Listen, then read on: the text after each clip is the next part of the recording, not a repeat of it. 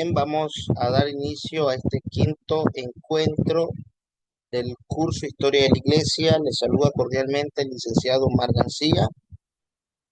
Vamos a continuar con el estudio panorámico de los padres de la Iglesia.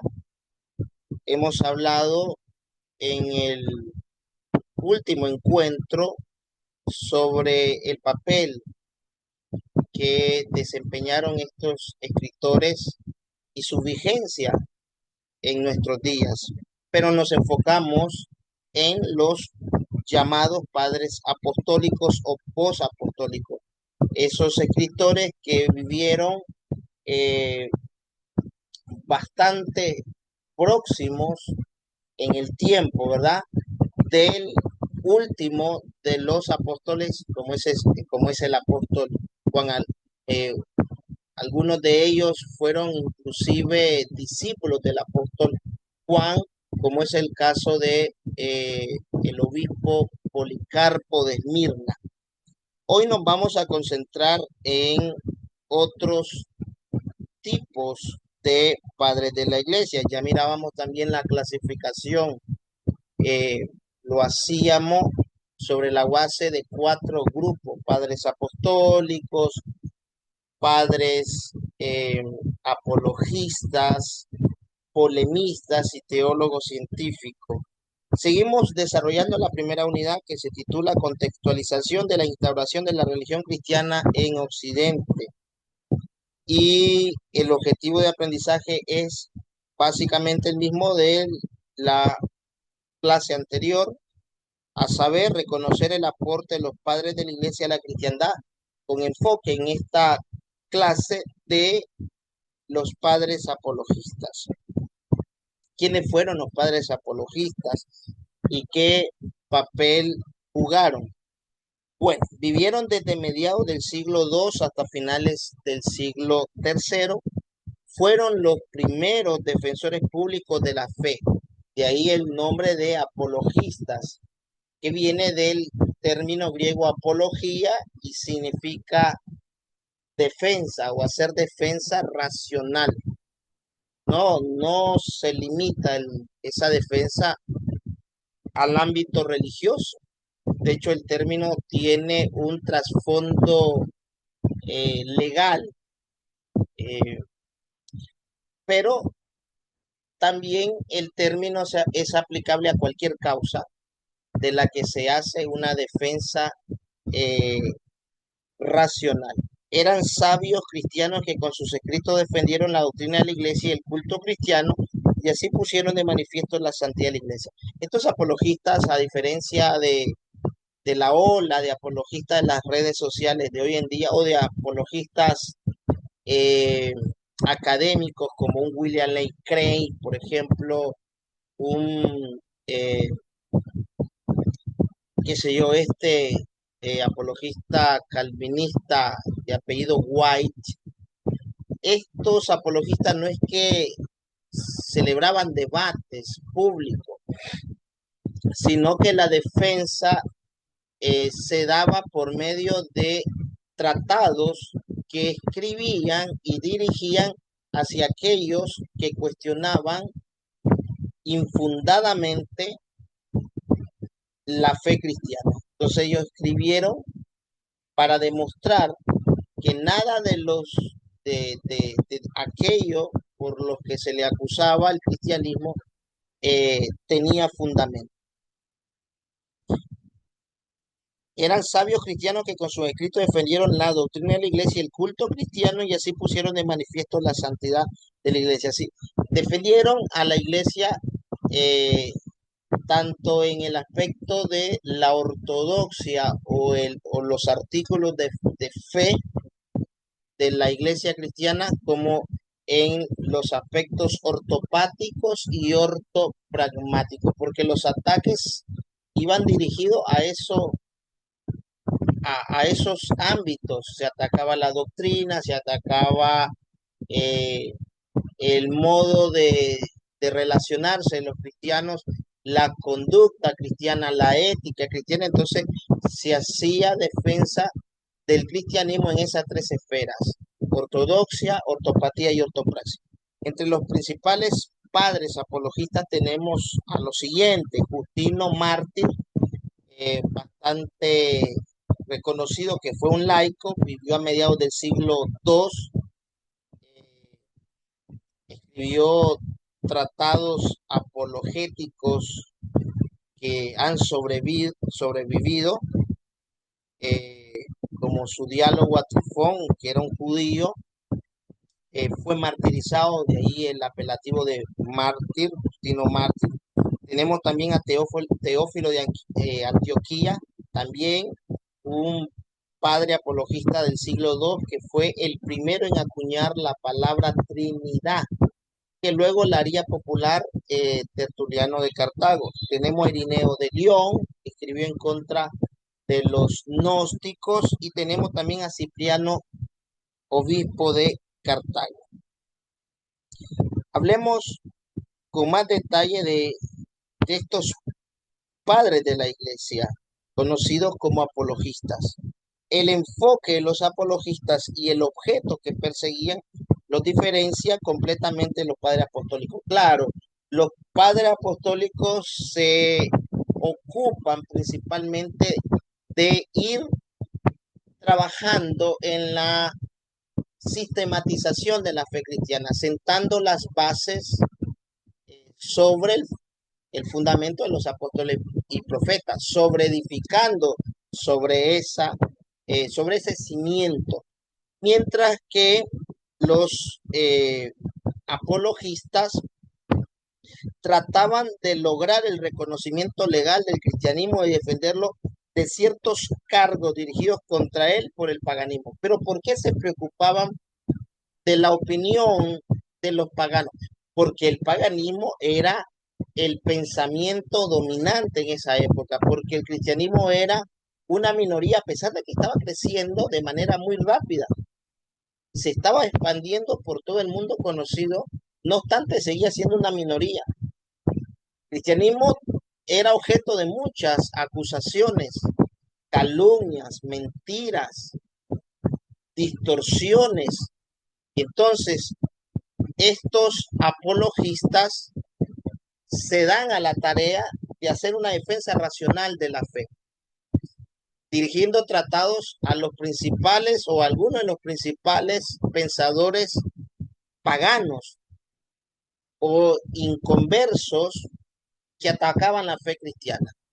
No se ocupaban tanto del populacho, sino de los pensadores más prominentes, y mostrando con contundencia que ninguna de las acusaciones eran verdaderas.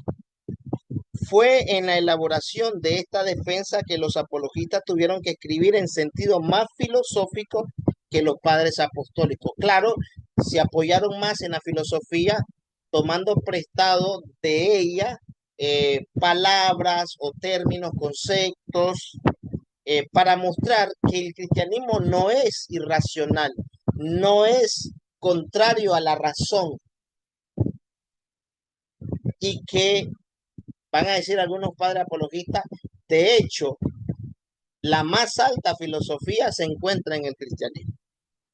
Ya había surgido una generación de cristianos de clases sociales más altas y con una educación más amplia. Ya el cristianismo no estaba conformado principalmente por creyentes de clase baja o de estrato social bajo, ¿no? Ahora muchos que procedían de la aristocracia, algunos eran tenían vínculos con el emperador o con la casa imperial, algunos eran políticos importantes, algunos eran ricos, algunos eran educados, se habían unido a la fe cristiana. Y entonces estos necesitaban, porque eran más cultos, que se les explicara la fe cristiana, despejando cualquiera de las acusaciones o de las inquietudes que suscitaban esos ataques. Al escribir los apologistas sus defensas, tenían a mano dos formas literarias ya empleadas en el mundo romano. la oratoria legal, lo que es propiamente la apología, que tiene un trasfondo greco-romano o grecolatino, esa defensa que normalmente la realizaban los abogados en el ámbito jurídico. Ahora los cristianos utilizan ese método, el método apologético, mediante la oratoria legal que se hacía ante las autoridades judiciales, pero ellos lo van a hacer desde un contexto religioso, no desde un contexto legal, y que luego se publicaba en forma escrita a través de diálogos literarios. Entonces, estos apologistas van a tomar la metodología, van a asumir la metodología de los apologetas paganos para hacer defensa de la fe cristiana mediante una oratoria legal, lo que es propiamente la apología, y poniendo por escrito esas ideas, esos pensamientos en defensa de la fe cristiana, que eran los tratados que se escribían y que se dirigían a personajes concretos. En su empeño por conquistar un puesto bajo el sol para el cristianismo, los apologistas procuraron demostrar, por un lado, la superioridad de la tradición hebreo-cristiana sobre el paganismo y por el otro lado, defender al cristianismo contra ciertos cargos. Entonces ahí vemos eh, el objetivo de ellos, un objetivo que es doble, eh, el que se les reconozca como, eh, como superiores, o que se reconozca más bien al cristianismo como una tradición superior a la pagana, incluso más antigua que la pagana, porque se remonta a la tradición hebrea que es anterior a Sócrates, Platón, Aristóteles, al mismo eh, autor de estas dos grandes epopeyas griegas. eh, Ahorita se me va el nombre, la Ilíada y la Odisea de Homero. Mucho más atrás en el tiempo tenemos a los escritos de Moisés. Entonces, es superior el cristianismo, es superior tanto en lo moral como en lo temporal. En lo temporal porque es anterior, porque los antiguos daban mucha importancia a la antigüedad de algo, de una idea, de un filósofo, y también eran superiores moralmente. Esta superioridad era tanto temporal, ahí está, como espiritual o moral. Justino Mártir, por citar a uno de esos grandes padres apologistas, proclamó que Moisés había escrito el Pentateuco mucho antes de la guerra de Troya, antes que se diera la guerra de Troya y que se escribiera eh, ya el judaísmo o la tradición hebrea nos hablaba de un gran legislador moral de nombre Moisés, anticipándose, Justino Mártir, anticipándose de ese modo a la historia griega y desde luego mucho más a la romana con su mítica fundación de Roma por medio de Rómulo y Remo, que fueron amamantados por una loba mucho más antigua que la Eneida, de, eh, del máximo escritor romano, que es una especie de Homero latino, mucho más antiguo que las dos grandes epopeyas antes citadas, Ilíada y Odisea, tenemos los escritos veterotestamentarios. Entonces hay una superioridad temporal, pero también espiritual. Y tanto él como los otros apologistas ponderaron mucho el cumplimiento de profecías en su propósito de mostrar que el cristianismo no era algo nuevo, sino que más bien era la continuación o culminación de la muy antigua fe de los hebreos. Exactamente, el cristianismo no surge por generación espontánea, no surge creatio ex nihilo, o sea, creado de la nada. No, el cristianismo es la continuación y la culminación de la fe judía que encuentra su plenitud en el cristianismo. Es el cumplimiento de las promesas hechas al, a los patriarcas Abraham, Isaac y Jacob. No es un movimiento del todo nuevo, ni que está desconectado de la historia. Y en cuanto a la superioridad del cristianismo sobre el paganismo, en lo moral y en lo espiritual, los apologistas proclamaron que los grandes maestros paganos habrían obtenido sus altos ideales del mismo Dios o de Moisés. Bueno, yo no creo que las ideas o los descubrimientos eh, que hicieron los paganos de verdades naturales fuese porque lo aprendieron de Moisés. Posiblemente no leyeron el Pentateuco, un Platón, un Sócrates, un Aristóteles, un Zenón, pero sí que hay una cuestión que es cierta, y es el hecho de que toda verdad, como decía Agustín de Hipona, toda verdad es verdad de Dios. Por lo tanto, aquellas cosas en el plano natural que descubrieron, aquellas verdades naturales que descubrieron los paganos por medio de la razón, al final de cuentas tienen como autor a Dios, porque toda verdad es de Dios.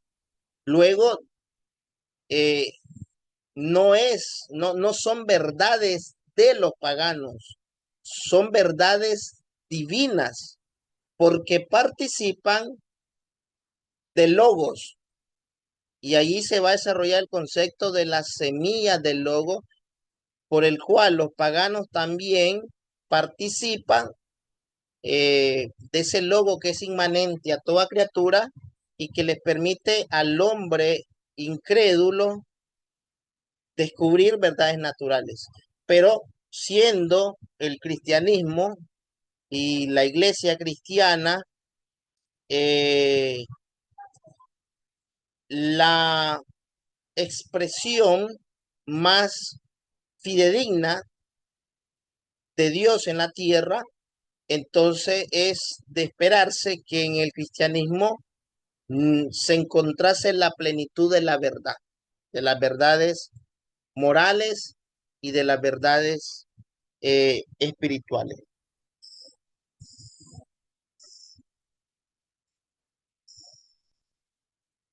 Los apologistas tuvieron que defender el cristianismo contra los cargos de ateísmo, se les acusaba de ateísmo, de canibalismo, de inmoralidad y actividades antisociales. Ya miramos un poco, eh, creo que en la primera clase, sobre lo que representaba ser cristiano extra, desde fuera, visto desde fuera, por los paganos, que era un cristiano y las acusaciones que se les hacían. Dice, la primera acusación, o sea, la de ateo, se produjo porque los cristianos se negaban a orar al emperador, a los dioses grecorromanos. Yo recuerdo haber dicho, creo que fue en la primera o segunda clase, que efectivamente los cristianos somos ateos. ¿Cómo así, Omar? Sí, somos ateos respecto a cualquier deidad que no sea el Dios de la Sagrada Escritura, que no sea el Dios de Abraham, de Isaac y de Jacob, que no sea el Dios y Padre de nuestro Señor Jesucristo, que no sea el Dios que es Padre, Hijo y Espíritu Santo. Cualquier otra deidad que no sea el Dios que es eternamente Padre, Hijo y Espíritu Santo, o sea, la Santísima Trinidad, nosotros no solo las desconocemos, sino que las rechazamos y nos declaramos categóricamente ateos. No creemos en esos dioses. Y por eso se les acusaba de ser ateos, porque no creían en los dioses del Olimpo griego, en los dioses romanos que eran eh, la civilización o las deidades griegas asimiladas bajo la forma romana. Y porque no rendían culto al emperador, entonces se les tildaba de ateos. La segunda, o sea, cuando se les acusa de canibalismo, se produjo por una mala inteligencia de la celebración de la cena. Claro, como hablaban de comer el cuerpo y beber la sangre de Cristo, eh, estos inventaron de que los cristianos tenían un rito cruento en el que se mataba a un niño, se le se comía su carne y se le bebía su sangre. Como dice el autor, esto producto de una mala inteligencia y de mala voluntad de paso. La tercera, cuando se le acusa de inmoralidad, debido a que los servicios religiosos generalmente tenían que celebrarse en secreto o después del anochecer y porque los cristianos demostraban gran amor lo uno por lo otro. Claro, se les acusa de participar en actividades orgiásticas, o sea, en orgías, de incesto, porque se acostaban, los mismos hermanos se casaban y tenían hijos, de celebrar fiestas eh, nocturnas, pero lo cierto es que los cristianos se ven obligados a celebrar de forma privada su fe y rendirle culto a Dios por la intolerancia religiosa de parte del paganismo y de la política oficial del Imperio Romano. Entonces los cristianos lo hacen, se reúnen en catacumba y todo eso. Y esto de que los cristianos se casan, sí, se casan, los hermanos se casan, pero es que no son hermanos según la carne, son hermanos en la fe, unidos por el vínculo de la fe.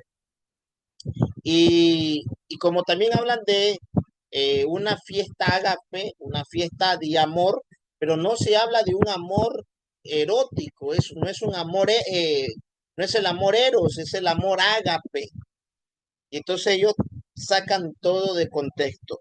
Y la última, cuando se les acusa de actividades antisociales, o sea, los cristianos son antisociales, porque se hacía imperativo para los cristianos retirarse de muchas de las actividades públicas, puesto que la mayoría de los aspectos de la existencia humana se llevan en una forma u otra relacionados con la oración a los dioses.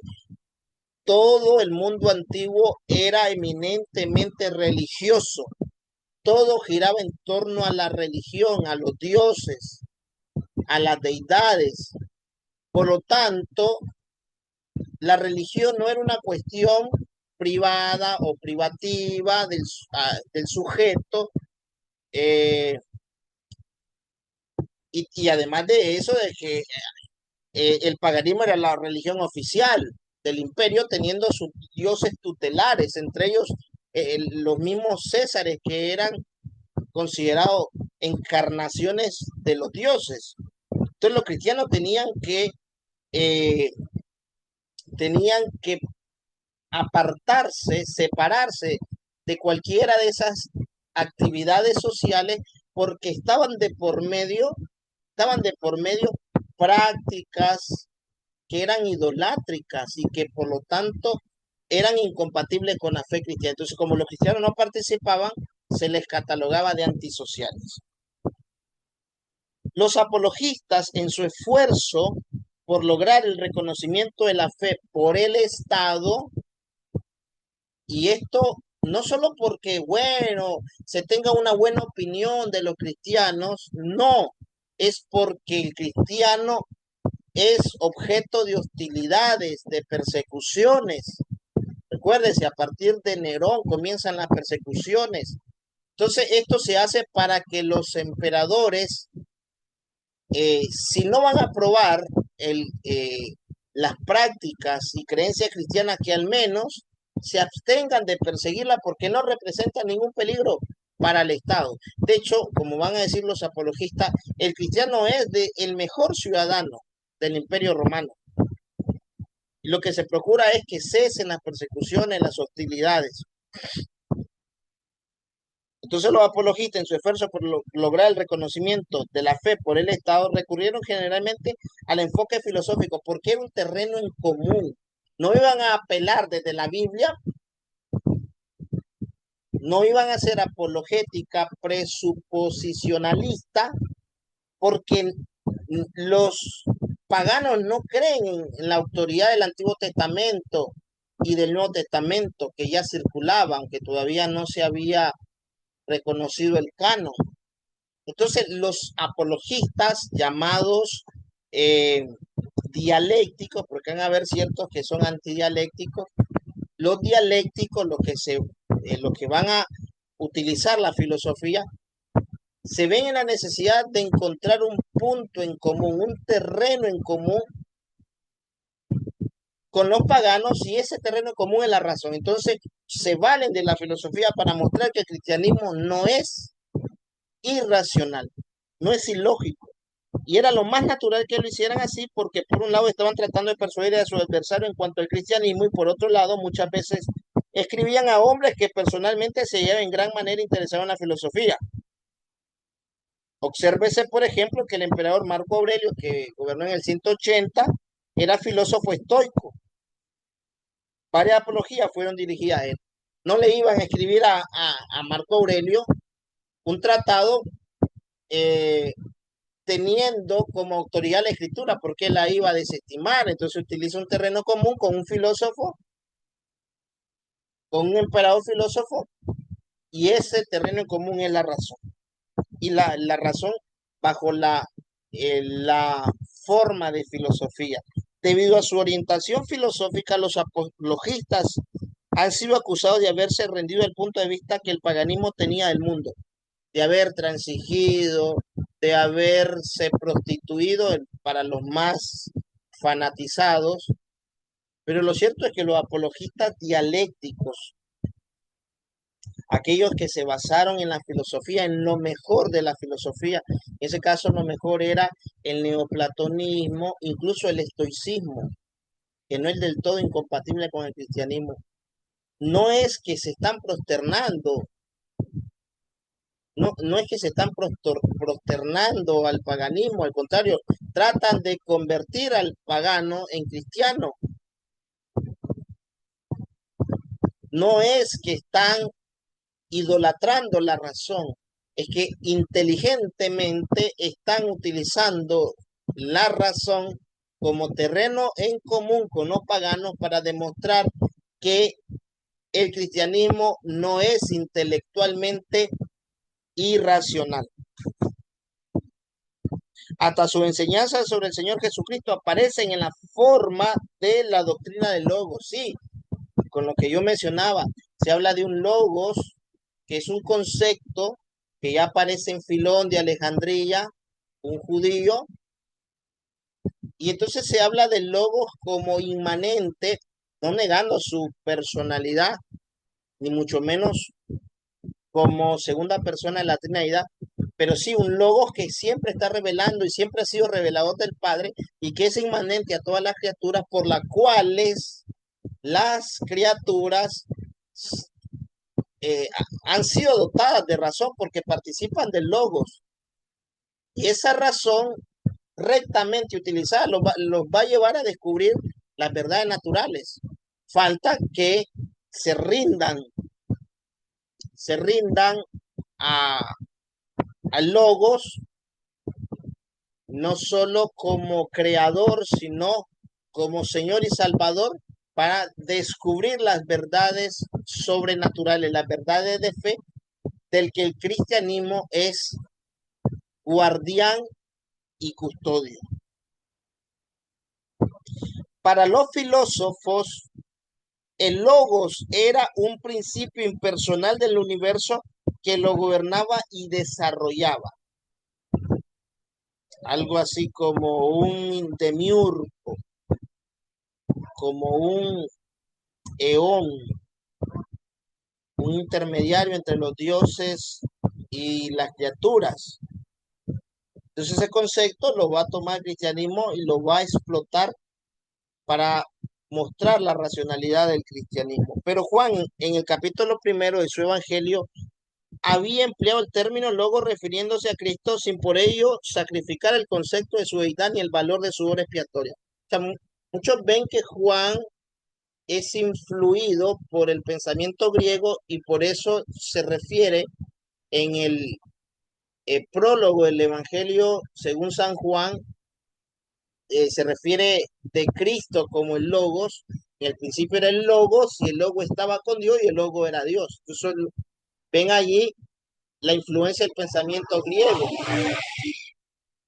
Pero yo creo que no hay una dependencia de Juan sobre el pensamiento griego porque posiblemente el Logos de Juan 1.1, de Juan 1.14, etcétera, es la palabra creadora de la que se hace mención constantemente en el Antiguo Testamento. Por la palabra de Dios fueron creados los cielos y la tierra. Y dijo Dios, ese decir, esa palabra creadora y personal, hipostasiada e hipostática, es el logos de Juan 1.1. Yo no creo que allí Juan se haya basado en la filosofía griega, aunque no es del todo descabellado porque Juan ciertamente fue el apóstol más longevo y tenía posiblemente ciertos contactos con filósofos griegos. Y los apologistas, en la mayoría de sus puntos, parecen haber sostenido el concepto neotestamentario de Jesucristo, aunque tenemos que admitir que algunos escritores, tales como Justino, describían a Cristo como un ser de rango inferior al Padre. Sí, hay ciertas ideas subordinacionistas donde el Logos o el Hijo y también el Espíritu Santo están subordinados al Padre, no subordinados económicamente, porque nosotros creemos que Cristo ahorita mismo está subordinado económicamente, no como segunda persona de la deidad, sino como verbo encarnado en el contexto de la economía de la salvación, que no se ha consumado. Pero como segunda persona de la deidad, el Hijo no está subordinado al Padre, tampoco el Espíritu Santo. Pero todavía, como no se había definido formalmente el dogma de la Santísima Trinidad, estos apologistas y ciertos teólogos, como el mismo Orígenes de Alejandría, tenían algunas ideas imprecisas, equivocadas, que rayaba, rayaba o eran fronterizas con la herejía, porque eran claramente subordinacionistas.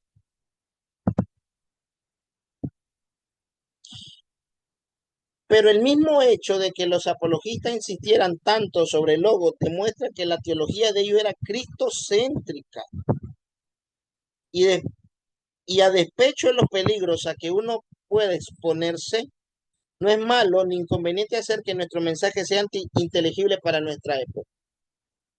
Aunque yo personalmente soy de la convicción de que uno no debe de tratar de convencer a los impíos, porque el problema de los impíos no es intelectual, sino moral y espiritual. Lo que está viciado no es tanto la razón, sino la voluntad. Y en la voluntad solo puede ser movida por Dios. Solo Dios, mediante su Espíritu Santo, puede convertir al incrédulo.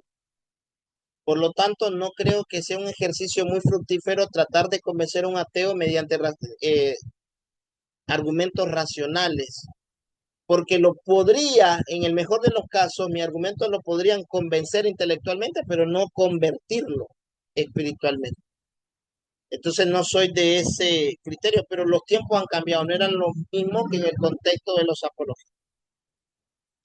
Entonces, si bien estos apologistas tenían algunas ideas subordinacionistas, no eran arrianos, tampoco eran sabelianos. eran cristianos ortodoxos, pero como todavía no se había esclarecido muchos conceptos, no se había sistematizado, todavía estos vivieron antes, por lo menos 2 siglos antes del concilio de Nicea, entonces no los podemos acusar de ninguna manera hereje. Al contrario, fueron muy adelantados a su época. Bueno, hablemos ya brevemente sobre la edad de oro de los padres de la iglesia. Es el periodo, ya saben, en lo que se conoce como el periodo patrístico. eh, es un periodo comprendido entre el siglo cuarto y el siglo séptimo. Ya, si hablamos de los padres eh, que son polemistas o los llamados teólogos científicos, porque si tenemos que incluir a los padres apologetas, perdón, a los padres apostólicos, entonces diríamos que los padres de la iglesia cubre el periodo desde prácticamente el siglo II hasta el siglo VII. El último padre de la iglesia en Occidente sería Gregorio el Grande, en el año 590, y el último padre de la iglesia en Oriente sería Juan Damasceno o Juan de Damasco. El fin de la época de los padres apologistas comienza con un periodo de florecimiento que se inicia con el concilio de Nicea en el año 325 y concluye con el concilio de Calcedonia en el año 451. Ahí vamos a encontrar también una división entre padres prenicenos o antenicenos y padres posnicenos. Es la época de un gigantesco esfuerzo por la completa evangelización del mundo antiguo, por la sistematización de la fe, por la defensa de la fe ad extra de los ataques de los paganos y la defensa de la fe ad intra eh, por parte de los herejes y cismáticos.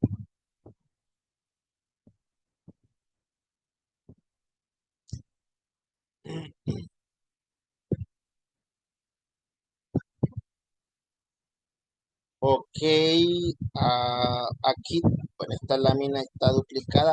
Tenemos autores de habla griega. ¿Cuáles son los principales padres de habla griega? Tenemos a Atanasio de Alejandría, el gran campeón de la ortodoxia, 5 veces desterrado por resistir, por oponerse, por defender la plena deidad y consustancialidad del Hijo respecto al Padre de los arrianos, al gran Atanasio de Alejandría en Oriente. Cuando hablamos de autores de habla griega, nos referimos a la parte oriental del Imperio Romano. Basilio el Grande, uno de los 3 Capadocios, Gregorio de Nacianzo o Gregorio Nacianceno. Este Nacianzo es un lugar, creo que es creo que es Italia, y Gregorio de Niza, son los 3 Capadocios. Basilio el Grande, Gregorio de Nacianzo, que es su hermano, y Gregorio de Niza. Juan Crisóstomo, el gran pico de oro, como se le conoce también, Cirilo de Jerusalén y Cirilo de Alejandría. Son los autores de habla griega. Y los autores principales de habla latina son Ambrosio de Milán, que fue por un tiempo maestro de Agustín, aunque no llegó a ver el desarrollo pleno de ese gran padre de la iglesia que es Agustín de Hipona. Jerónimo de Belén, traductor de la Vulgata, de la Biblia al latín, que por 1000 años sería la Biblia oficial en Occidente, la Vulgata latina. Agustín de Hipona, africano, el más grande teólogo de los padres de la iglesia. Vicente de Lerins, Isidoro de Sevilla, español. León Magno, un obispo de Roma, y también Gregorio Magno, obispo de Roma. Leamos este extracto de Atanasio, que vivió entre el 295 y el 373, de una una carta suya que se titula Dios se hizo hombre para que nosotros nos hiciéramos Dios. Ahí va el concepto de teosis, que es un concepto griego u oriental. El verbo de Dios incorporal e incorruptible viene a nuestra tierra, aunque antes no estuviera lejos de ella, era de un logos inmanente, porque Él no dejó ninguna parte de la creación vacía de Él, sino que lo llenó todo, pues mora junto a su Padre. En el principio era el verbo y el verbo era con Dios, o sea, el verbo era de cara a Dios o tenía comunión con Dios y el verbo era Dios. Pero se hace presente para socorrernos por la manifestación de su amor. Apiadado de nuestra raza, compadeciendo nuestra debilidad, condescendiendo con nuestra corrupción, no aceptando que la muerte dominara sobre nosotros, para que no pereciera lo que había comenzado y para que no fuera inútil la obra de su Padre, tomó un cuerpo que no es diferente del nuestro. El que habla de los aspectos humanos del verbo sabe también lo que se refiere a su divinidad. Cuando habla de sus lágrimas, sabe que el Señor manifiesta su carácter humano por sus lágrimas y su carácter divino resucitando a Lázaro. Sabe que el Señor conoció el hambre y la sed a pesar de que alimentó de forma divina a 5,000 personas con 5 panes. Sabe que su cuerpo humano descansó en la tumba y fue resucitado como cuerpo de Dios. O sea, las dos naturalezas de Cristo operando en una sola persona. El verbo se hizo hombre para que nosotros nos hiciéramos Dios, se hizo visible por su cuerpo para que tengamos una idea del Padre invisible, la imagen visible, el Dios invisible. Soportó los ultrajes de los hombres para que tengamos parte en la inmortalidad. Él no sufría ningún daño, siendo como verbo de Dios impasible e incorruptible, claro. Como verbo, como Dios es impasible e incorruptible, pero así sacaba del peligro a los hombres que sufren por los que él soportaba todo eso. Bellísimo extracto de Atanasio, de Basilio de Cesarea, que vivió entre el 330 al 379. Tenemos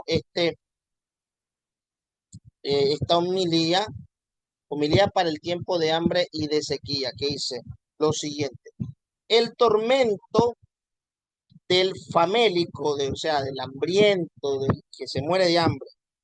El hambre es un mal muy lamentable. De las desgracias humanas, el hambre es la principal, la más penosa de todas las muertes. El hambre lleva consigo un suplicio lento, un dolor que se prolonga, un mal instalado y solapado, una muerte siempre presente y siempre retrasada. El cuerpo se pone lívido con esa palidez y ese color sombrío que se combina con la enfermedad. Los ojos se debilitan en sus cuencas, ensanchan sus órbitas como nueces secas dentro de sus cáscaras. El vientre está vacío, contraído, sin forma ni sustancia. Los intestinos no tienen ya su tensión natural. Los huesos se pegan al pellejo. El que pasa indiferente ante esos cuerpos, ¿de qué castigo no es digno? Pregunta Basilio. ¿Acaso le queda algún otro colmo de crueldad que contemplar? ¿No es digno de ser contado entre las fieras más inhumanas, de ser mirado como un criminal y un homicida? La indiferencia, la apatía hacia la miseria humana es algo inhumano, es algo inhumano. Sí, el que tiene facultades para socorrer eso mal, o sea, tiene los medios, los recursos, y lo difiere por avaricia, voluntariamente, que sea con tu justicia condenado como homicida. Es homicida por omisión. Eres pobre, dice él. Hay otro más pobre que tú. Tú tienes comida para 2 días, el otro tan solo para un día.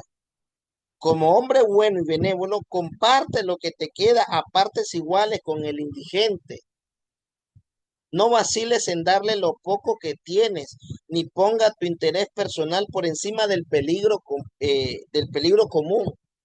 Aquí no prima el individualismo para nada, ni el utilitarismo, la filosofía utilitarista.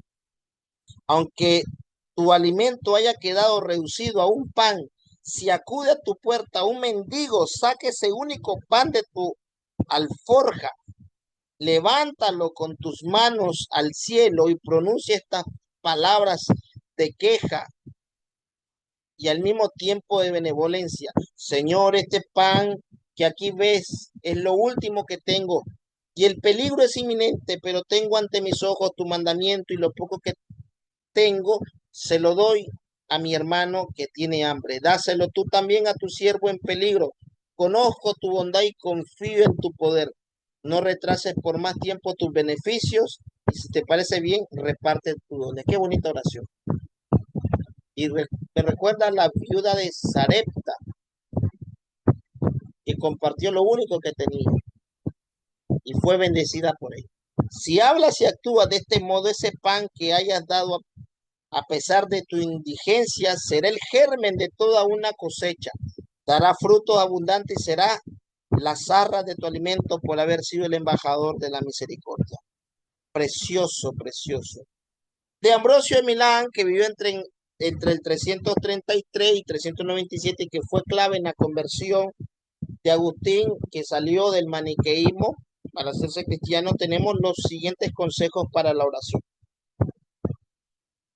Oíd ahora cómo tenemos que orar, dice el apóstol.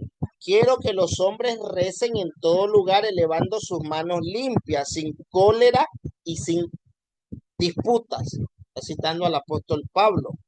Creo que es la segunda carta a Timoteo capítulo 2 o la primera, no recuerdo exactamente. Y el Señor dice en el Evangelio, cuando reces, entra en tu habitación y con la puerta cerrada reza a tu Padre. O sea, Él trae a colación dos referencias bíblicas, la de Pablo y la de nuestro Señor. Y luego pregunta, ¿no te parece que hay en esto una contradicción? El apóstol dice que hay que rezar en todo lugar y el Señor dice que reces en el interior de tu habitación. Interesante, ¿verdad? ¿Es que acaso Pablo contradice al Señor Jesucristo? No, desde luego. Pero no hay ninguna contradicción, dice Ambrosio. Puedes rezar en todas partes y seguir rezando en tu habitación. ¿Cómo así? Claro. ¿Cómo que se puede rezar en todas partes y a la vez estar rezando en la habitación? Bueno, dice él, en todas partes tienes tu habitación. O sea, tu habitación es todo lugar donde tú puedes orar. Aunque te encuentres entre paganos, entre judíos, tienes en todas partes tu cámara secreta o tu lugar secreto. Tu habitación es tu espíritu. Aunque te encuentres en medio del pueblo, tienes sin embargo en el hombre interior tu cámara cerrada y secreta. Miren cómo alegoriza las palabras del Señor, porque Ambrosio de Milán va a seguir el método hermenéutico de la alegorización, que es el método por excelencia de la escuela de Alejandría, a diferencia de la escuela antioqueña. La escuela de Alejandría entiende que hay cuatro sentidos en la lectura del texto sagrado, un sentido histórico, uno analógico, uno anagógico, uno moral o alegórico. Entonces, alegóricamente interpreta las palabras de Jesús y las palabras de Pablo para reconciliar lo que aparentemente estaría en conflicto. Cuando reces, entra en tu habitación. Tiene razón, dice. Cuando dice entra, no sea que reces como los judíos de los que se dijo, ese pueblo me honra con los labios, pero su corazón está lejos de mí. Así pues, que tu oración no solo salga de tus labios, pon en ella toda tu atención, entra en el retiro de tu corazón, penetra en él por entero. ¿Y qué es esa puerta cerrada? Miren la alegorización. Aprende que tienes una puerta que cerrar cuando oras. Ojalá lo comprendiesen las mujeres. Cuando reces, no eleves la voz gritando. Esto es interesante porque es bastante pertinente, más en los cultos y con respeto lo digo, pentecostales, donde se grita como si Dios estuviera sordo. Repito esa parte, cuando reces no eleves la voz gritando, no hagas exhibición de tu oración y no te pongas en medio de la gente, reza secretamente dentro de ti mismo, seguro de que puede escucharte en el secreto aquel que lo ve todo y lo oye todo, y reza a tu Padre ocultamente, porque el que ve lo que está oculto oye tu oración. ¿Por qué razón hemos de orar en secreto más bien que en alta voz? Pregunta. Mi Miremos a nuestro alrededor. Si te diriges a uno que tiene el oído fino, no crees necesario gritarle, sino que le habla suavemente un tono moderado. O sea, a la pregunta de por qué debemos de orar en secreto sin tener que gritar, él dice, bueno, si tú encuentras o estás al lado de una persona que tiene un buen oído, tú no le vas a gritar, ¿verdad? Sino que le vas a hablar en un tono moderado. Si te diriges a un sordo, no empiezas elevando la voz para que pueda oírte. Así, el que grita cree que Dios no puede oír si no le grita. Y al dirigirse así a él, rebaja su poder, como si Dios estuviera lejos o como si Dios estuviera sordo. Por el contrario, el que reza en silencio demuestra que tiene fe y reconoce que Dios escudriña los corazones y los corazones, perdón, los riñones y los corazones, que escucha tu oración antes de que salga de tu boca. Incluso no solo lo escucha bien, sino que las conoce antes de que salgan de la boca del que ora. Y aquí tenemos otra lectura interesante de San Agustín de Hipona, que tiene como encabezado la catequesis con alegría. A ver si la puedo leer. Dice, un diácono de Cartago, de Teogracia, creo que dice, tenía dificultades para enseñar los rudimentos de la fe a los adultos que no pensaban bautizarse inmediatamente. Le escribe sobre sus dificultades a Agustín pidiéndole consejo, que le contesta dirigiéndole algunos consejos para una catequesis elemental y le dice lo siguiente, a ver si logro inteligir esta letra. Recuerda que se nos escucha mejor cuando nosotros mismos entramos, perdón, recuerda que se nos escucha mejor cuando nosotros mismos encontramos gusto en lo que hacemos, al tenor de nuestras palabras, o el tenor de nuestras palabras se contagia también de nuestra alegría.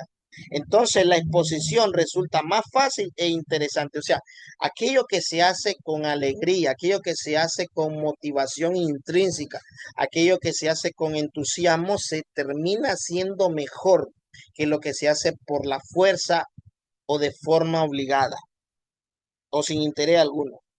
Por eso no es un problema tan difícil precisar de dónde hay que partir y dónde hay que detenerse en la exposición de las verdades de la fe. Cómo hay que variar el desarrollo para que tanto si es breve como si es largo quede siempre acabado y completo. Ni tampoco cuando es preciso abreviarlo y cuándo alargarlo. La verdadera cuestión está más bien en descubrir el método de enseñar con alegría. Los maestros deben enseñar con alegría. Cuanto más lo logremos, más se nos escuchará. Pero hay muchos maestros de la palabra que creen que manteniendo el ceño fruncido, el rostro serio, imperturbable, que nunca se ríen, que visten saco y corbata, creen que eso le imprime mayor solemnidad, formalidad, eficacia a la exposición de la palabra. Yo creo que más bien es orgullo, vanagloria, presunción. El predicador debe predicar con alegría. Y la verdadera razón de esto se encuentra enseguida. Si en los bienes materiales se dice, verá en la Escritura, que Dios ama al que da con una sonrisa, o sea, el que da, en nuestra versión dice, Dios ama al dador alegre. ¿Cuánto más en los bienes espirituales? Si el que da en lo material con alegría, dice que Dios lo ama, ¿cuánto amará más al que en lo espiritual lo hace, lo comparte con alegría? Pero el que, pero el que esta alegría venga en el momento deseado sigue siendo un don eh, misericordioso de aquel que hizo de él un deber. Es un don de Dios. Para ser completa, dice, la exposición debe empezar demostrando al principio que se sabe de memoria todo el Pentateuco. Perdón, perdón. Oye, me fui de viaje. A ver. Dice aquí, para ser completa, la exposición debe empezar demostrando el principio que se sabe de memoria todo el Pentateuco, los evangelios, los hechos de los apóstoles, pregunta él. No, hay que contentarse con las líneas generales, ilustrándolas con algunos de los hechos más extraordinarios que llamen más, eh, ¿qué dice acá? No sé si es fácilmente la atención y que se ponga cuidado en repartir en grandes épocas. Mire, hay que ilustrar las enseñanzas, los sermones. Esto de los norteamericanos, o más concretamente los predicadores estadounidenses, se han destacado por utilizar mucho perdón, los ejemplos, las ilustraciones.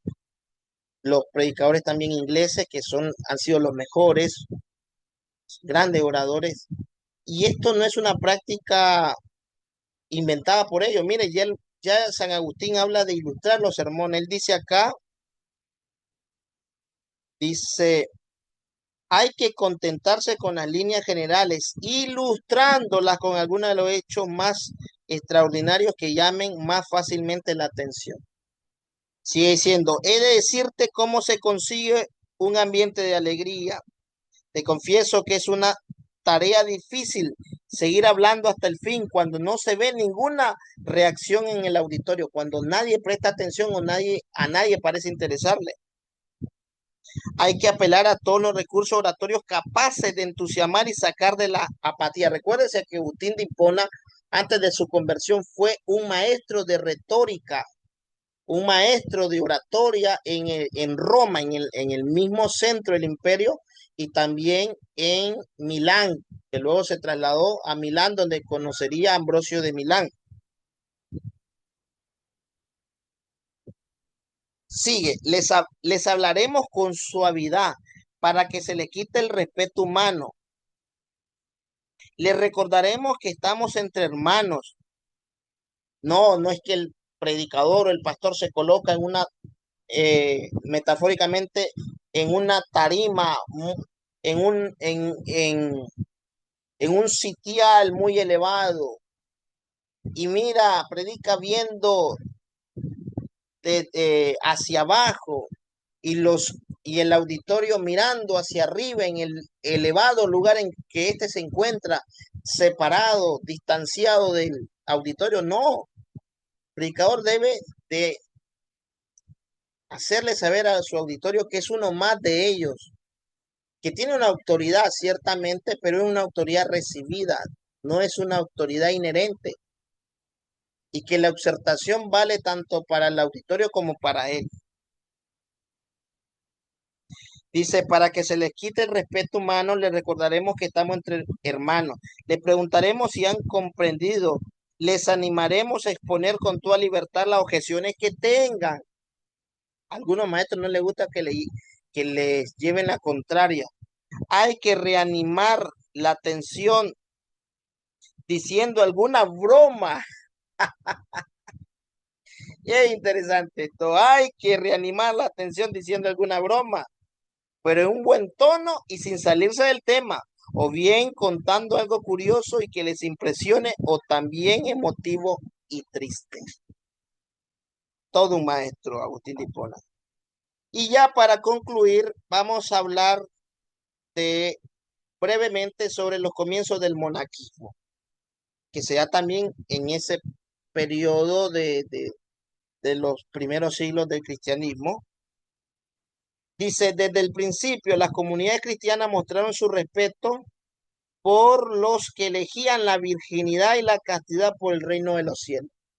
Sí, pronto en el cristianismo se empezó a darle un valor, yo diría, exagerado al tema de la virginidad. Se le dio un valor exagerado al celibato. Incluso se comenzó a verle al celibato como un estado superior, un estado civil superior al del que estaba casado. La virgen era más santa que la mujer casada y el hombre célibe que el hombre casado. Absurdo. Pablo ciertamente habla de que es mejor estar soltero, pero esto lo dice en el contexto de que aquel que sirve en obra del Señor le sirve mejor a Dios. Si su trabajo es servirle a tiempo completo, pues soltero. Esta opción se basaba en el ejemplo y en la enseñanza de Jesús, de Pablo, las vírgenes que profetizan. Son los primeros indicios de una vida consagrada. Sí, pero Jesús habló de eunucos por causa del reino de los cielos, pero esa no es la norma. La norma no es quedarse célibe, la norma es casarse. Es un mandamiento cultural, lo encontramos desde el comienzo. Y dejará el hombre a su padre y a su madre y se unirá a su mujer y ya no serán dos sino una sola carne. Lo que Dios ha unido no se separa el hombre. Hay eunuco por causa del reino de los cielos, sí, pero son aquellos que a los que Dios llama y a los que Dios dota con el don de continencia, no a todos. Hay mujeres que pueden dedicar su vida entera a, a servirle al Señor y elegir la virginidad perpetua, sí, pero asegúrese que es un llamado del Señor. La norma, sin embargo, es que la mujer se case. En el siglo III los testimonios son cada vez más numerosos sobre hombres y mujeres que cogen el camino del ascetismo y de la castidad.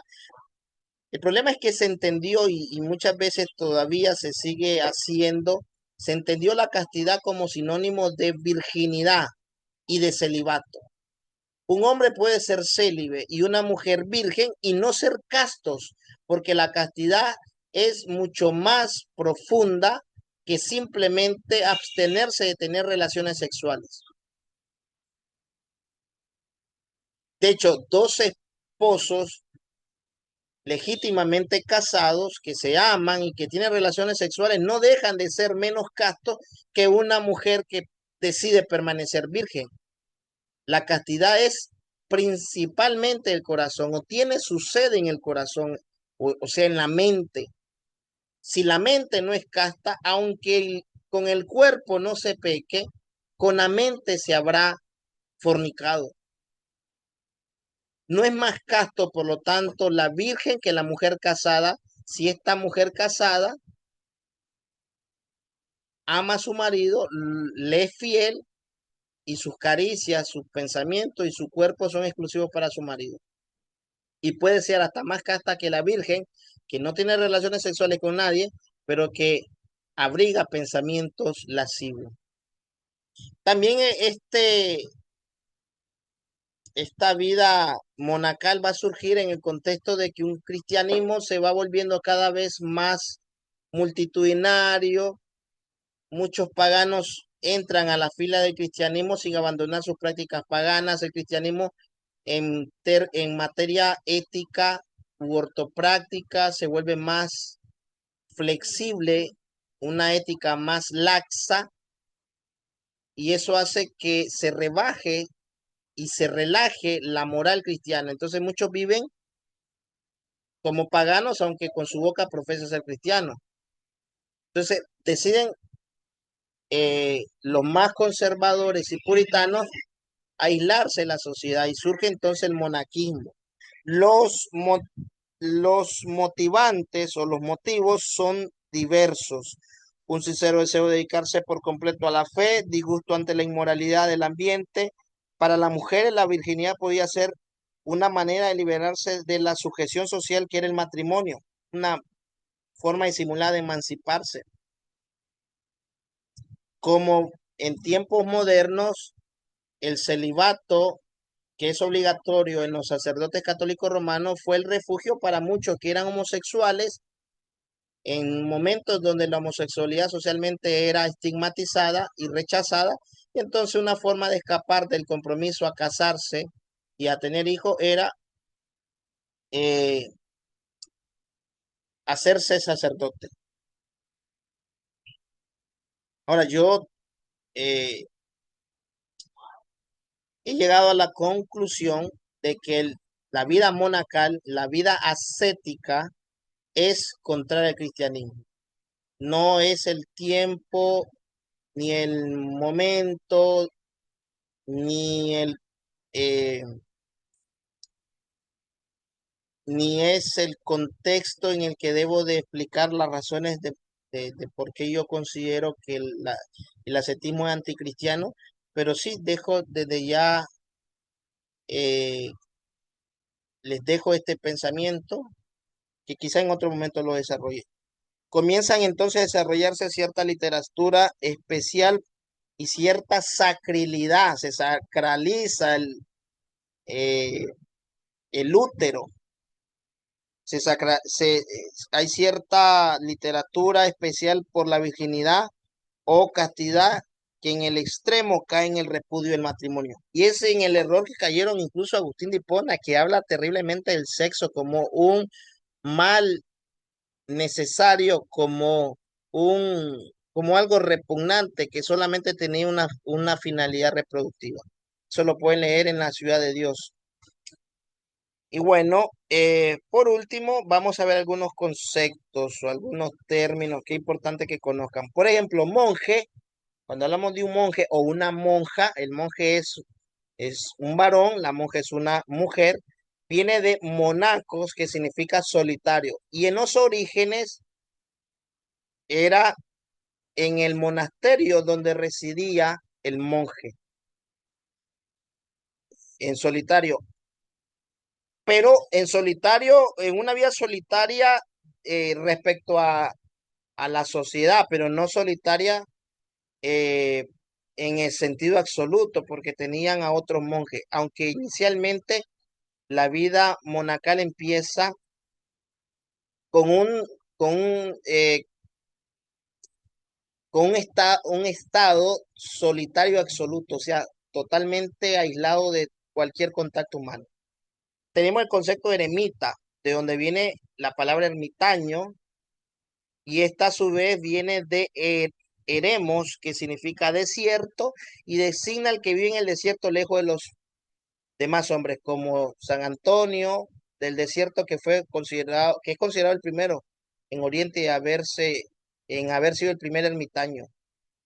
La palabra también anacoreta, si le escuchan, viene de anacorein, que significa retirarse, irse al monte. Y significa el que ha dejado el mundo. Es casi sinónimo de eremita. Un anacoreta es casi un eremita o ermitaño. Cenobita, de donde viene también términos como una vida cenobiótica,